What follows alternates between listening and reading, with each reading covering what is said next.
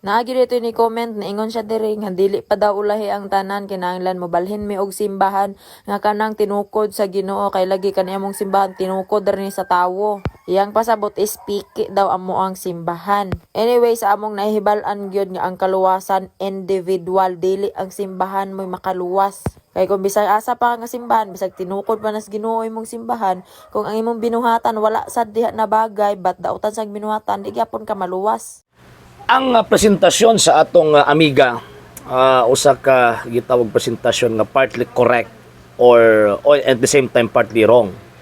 Nganong partly correct man tungod kay ang maayong binuhatan manggod dako siya og tawag ining factor sa ato ang gitawag og salvation. Ngano man kay ang ato ang good works manggod mao manggod na ang mag-preserve sa grasya nga ato ang naangkon didto sa kamatayon o katong kamatayon ni Ginoong Hesukristo. So, buti pasabot kung bisan pag natos tinuod nga iglesyang gitugod ni Kristo, apan nga ato ang gibuhat sukwahi sa gitudlo ni Kristo ug sa iyang Santa Iglesia, mahitabo nga kapong grasya nga ato ang nadawat sa iyang kamatayon pinaagi sa mga sakramento, mawagtang gito.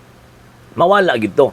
Walang kita mga Katoliko, kami mga Katoliko, importante sa mua nga kana bitong mag-cooperate, mahimong subject sa grasya nga gihimo ni Kristo dito sa krus, pinaagi sa pagbuhat og mga butang uyon sa iyahang gitawag og kabubuton or mga maayong binuhatan. So mo to'y punto dito, partly correct siya pero partly wrong nga naman. Number one point, ingon pa siya dili makaluwas ang simbahan. So kung di makaluwas ang simbahan, atong giinsulto ang atong Ginoong Jesucristo. 1 Timothy chapter 2 verse 4, katuyuan sa Dios nga ang tanang tao maluwas ug masayod sa kamatuoran.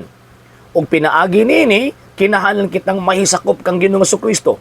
Mahisakop kita sa lawas ni Ginoong Jesucristo. Kay San Juan kapitulo 10 bersikulo 9, sumala pa sa Ginoong Jesucristo, ang musulod nako maluwas. Unsa man ang tawag ining ato ang sudlan, Efeso chapter 5 verse 23, mao ang iyang lawas kay siya mismo ang manluluwas sa iglesia nga mao ang iyang lawas.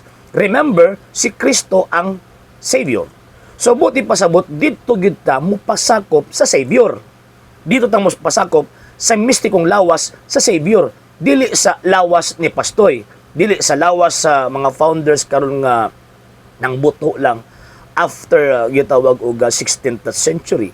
So buti pasabot kung mayon ka nga ang simbahan dili makaluwas, ginsulto nimo gyud sa Ginoong Jesucristo nga migamit sa simbahan isip instrumento nga ang kaluwasan iyang ihatag ngadto sa tao, kay ang dispenser of graces ang simbahan man. O bitaw nga in terms of teaching ang simbahan may gisugo niya, in terms of dispensation of graces ang simbahan mo iyang gisugo kay mao may mamautismo, mao may maghimo sa sakramento sa konfirmasyon, mao may mohimo sa santos nga misa, mao may gitawag og maghimo sa sakramento sa orden, mao'y mo kasal, mao'y mo dihog sa mga masakiton, mao'y mo bagpakumpisan. So siya ang dispenser of graces.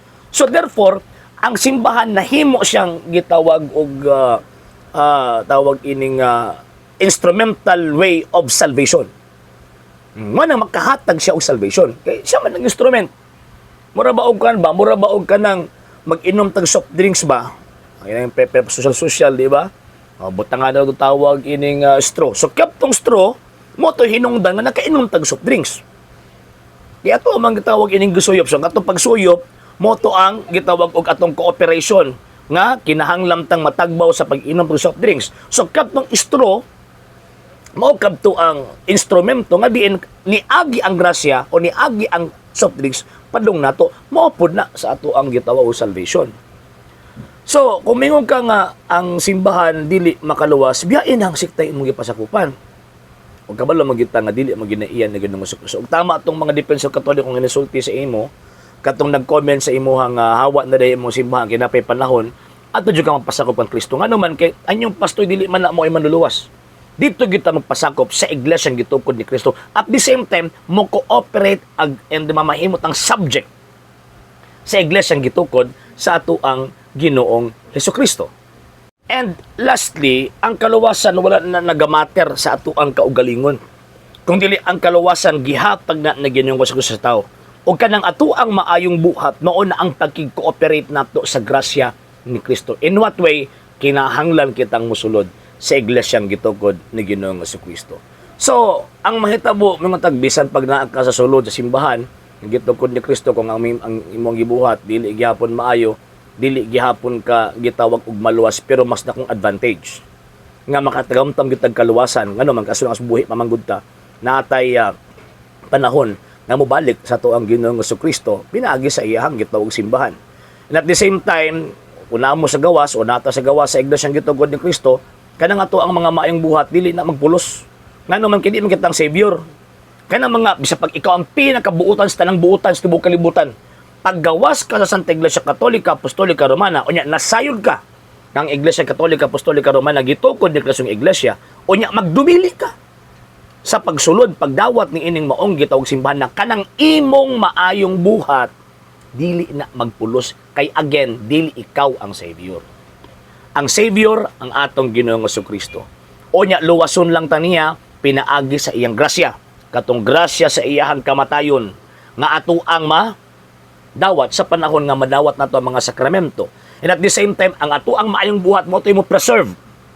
Mao to'y tawag ining mag-amping sa grasya nga ato ang gitawag og nadawat. Ang problema kaning mga sulpot atong mga amigo wa mo yung sakramento. Di ba? Nya kana pagin inyo mga bautismo invalid pag yun. So saan yung pagkahiusa kang Kristo? Kung saan yung pagdawat sa grasya ng Kristo nga mao to'y makaluwas nato. So kanang inyong maayong buhat dili na magpulos atubangan sa Dios kung wa mo nakadawat sa iyang grasya ug katong grasya niya nga katong sa iyang kamatayon tong iyang dugo madawat lamang nato kana pinaagi sa mga sakramento. Mo nang importante ang simbahan ngano man kay ang simbahan siya man ang dispenser. Siya ang muhatag sa mga nanginahanglan ni anang maong gitawag og grasya aron ta maluwas. Mo na ang simbahan makaluwas. Individually, matubang man ta kang Ginoong Jesucristo kinatang modawat ta siyang grasya. Generally, ngano man sa hinungdan nga ang ato ang pagkig-koopera sa kaluwasan ni Kristo di lang kay kita lang kung dili apil pud ang simbahan. Kaysa man ang provide sa graces nagikan ni Kristo para ato ang madawat, para naatay baon, naatay pamasahe, pag atubang nato sa Ginoong Diyos na labaw makagaw. Mana, tama tong giingon sa comment na imo, amiga, na hinahina nagbiya ng imong pundok kay di gud na makaluwas nimo. Hinahina nagbiya ng imong pundok kay kanang inyong pastoy dili man na savior. So kung magpabilin ka din ha kanang inyong pundok, yung pastoy dili savior, asa ka puniton. Kung mamatay ka, ang imong kalag mubuwag diha sa imong lawas, asa man ka puniton. If in case nga moatubang ang Ginoong Jesucristo. Kay again, ang inyong pastoy di na mooy manlaban dito kang Kristo. Di na may mga bugar kang Kristo. Kung dili apil po na si pao ni Kristo padong dito sa impierno ngano man kay kanang maong mga tawhan na nakigkompetensya na kang Ginoong Jesucristo. Okay? Sa hindi pa po nakapag-follow sa mga pages po natin, i-follow niyo po yung mga pages po natin. RJ Horolanciano II TV Argumento page, Kuya Apologist TV page, and RJ's Vlog 2022. And pwede rin po kayo mag-send po dyan ng Facebook stars. And also, sa ating po mga channels, sa hindi po nakapag-subscribe, subscribe po ninyo yung mga channels natin, Dalay Catholic, Apologist International Official, RJ Sano II TV, Kuya Apologist TV, and Barrio Kawayan Religious Forum. And pwede rin po kayo mag-send po dyan ng super sticker, super chats, and super thanks. And maraming salamat po sa mga kapatid at mga Katoliko na ulis pong tumutulong sa programa po natin. Maraming salamat po. Nang dahil po sa tulong at suporta po ninyo, ang programa pong ito, until now, andito pa rin po sa social media. And until now din po, nangangailangan pa rin po tayo sa tulong at suporta po ninyo dahil wala po kami magagawa rito mga sir, mga ma'am, kung wala po yung tulong at suporta po ninyo. Sa gusto pong tumulong, sa gusto pong sumuporta, pwede po ninyong ipadala ang tulong at suporta po ninyo sa pamamagitan po ng ating mga account numbers dyan po sa ating pong screen. And pwede nyo po kaming i-message sa ating pong page kung via remittance po yung papadala po ninyo. Maraming salamat po in advance.